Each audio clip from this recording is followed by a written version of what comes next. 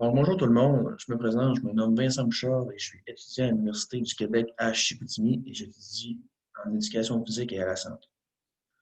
Dans le cadre d'un cours en détente neuromusculaire, je dois vous présenter une technique de détente et aujourd'hui, je vais vous présenter le biofeedback. Le biofeedback, c'est quelque chose que je ne connaissais pas auparavant, mais en faisant mes recherches, j'ai tout de suite compris que c'était quelque chose de très intéressant, donc je vous partage ça à l'instant. Les origines du biofeedback, c'est une technique qui est née aux États-Unis en 1969 sous le nom de Biofeedback Research Society. C'est composé des termes bio pour biologie et feedback pour retour. C'est une science qui étudie l'interaction entre le corps et l'esprit.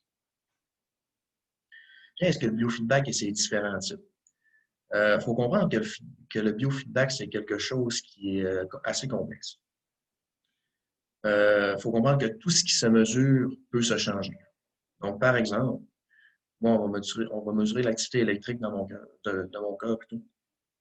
Ça s'appelle l'électrocardiographie. Donc, moi, on va prendre mes mesures et je vais pouvoir voir c'est quoi les résultats sur un écran en même temps. Donc, par exemple, disons que mes battements de cœur par minute s'élèvent à 70. Est-ce que je peux, en voyant l'écran, diminuer mes battements à 68 par minute ou est-ce que je peux les augmenter à 72? Bien, ça, c'est quelque chose qui est possible et qui s'apprend, mais ça prend un certain temps avant de s'apprendre.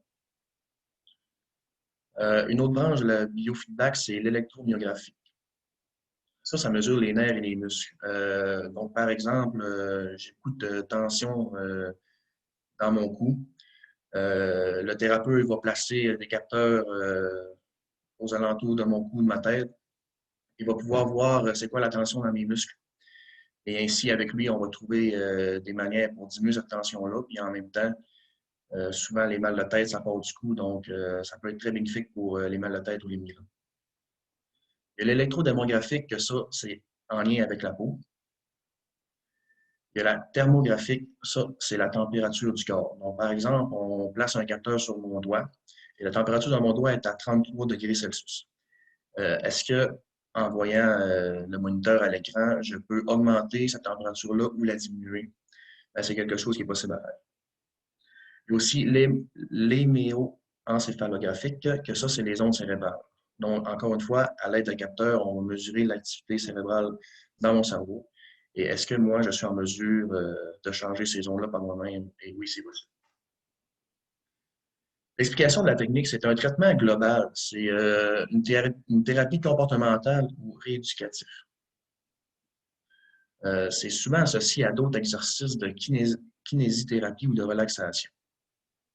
Comme je vous l'ai montré dans la diapositive avant, il y a beaucoup de branches en biofeedback, mais qu'est-ce qu'on se rend compte, c'est que ça se pratique toujours dans un endroit qui est calme et reposant, où le patient peut s'asseoir ou s'allonger de façon confortable. Et qu'est-ce qu'on veut, c'est un retour d'information sur une fonction biologique de notre corps qui est normalement inconsciente. Donc, si je reprends l'exemple de mes battements de cœur par minute,